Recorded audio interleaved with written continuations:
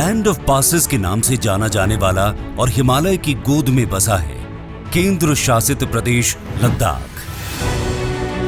विराट संभावनाओं वाला लद्दाख पिछली सरकारों के भेदभाव के चलते विकास की दौड़ में कहीं पीछे छूट गया था।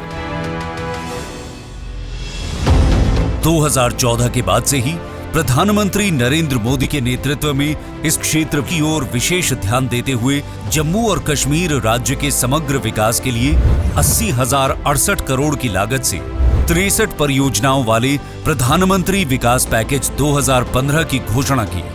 इन 63 परियोजनाओं में से 21,441 करोड़ की 9 परियोजनाएं विशेष रूप से लद्दाख के लिए थी। इतने प्रयासों के बावजूद ये क्षेत्र विकास की राह में अभी भी पिछड़ रहा था। लेकिन समय बदला जब गृह मंत्री श्री अमित शाह ने प्रधानमंत्री नरेंद्र मोदी के नेतृत्व में धारा 370 समाप्त कर जम्मू और कश्मीर पुनर्गठन अधिनियम 2019 से लद्दाख को अलग केंद्र शासित प्रदेश का दर्जा दिलवाया और लद्दाख के नागरिकों के जीवन को एक नई दिशा देने का काम किया। लद्दाख के चौतरफा विकास की रफ्तार में और भी तेजी लाने के लिए केंद्र सरकार ने बजट एलोकेशन में बढ़ोतरी करते हुए लद्दाख को प्रतिवर्ष 5,958 करोड़ रुपए मुहैया कराए गए हैं। लद्दाख के सभी रास्तों को आपस में जोड़ते हुए राजमार्ग, सड़कें और हेलीपैड का निर्माण किया गया है, जिससे टूरिज्म की अपार संभावनाएं बढ़ी हैं, जिससे आज रोजगार के नए साधन उपलब्ध हो रहे हैं। टूरिज्म को विशेष रूप से विकसित करते हुए 10 नए टूरिस्ट सर्किटों और पर्यटकों के साथ पर्वतारोहियों के लिए 5 नए ट्रैकिंग रूट को खोला गया है।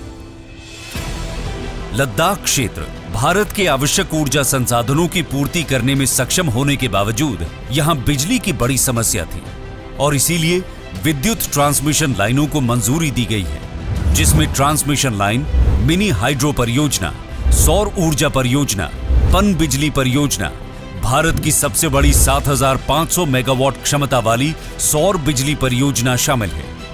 स्मार्ट क्लासरूम स्थापित होने से स्कूलों की कायापलट हुई है। इसके अलावा लद्दाख वासियों की विश्वविद्यालय की वर्षों पुरानी मांग को भी पूरा करते हुए केंद्रीय विश्वविद्यालय की स्थापना को भी मंजूरी दी गई है। इससे लद्दाख के शैक्षणिक ढांचे को मजबूती मिलेगी।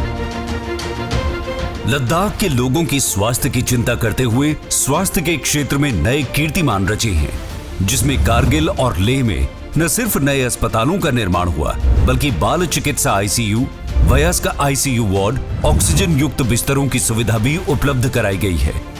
लद्दाख के संपूर्ण विकास के लिए सिडको की स्थापना की गई है। साथ ही लेह में 1,000 मैट्रिक टन कोल्ड स्टोरेज का निर्माण और लद्दाख ग्रीन हाउस परियोजना की शुरुआत की गई है।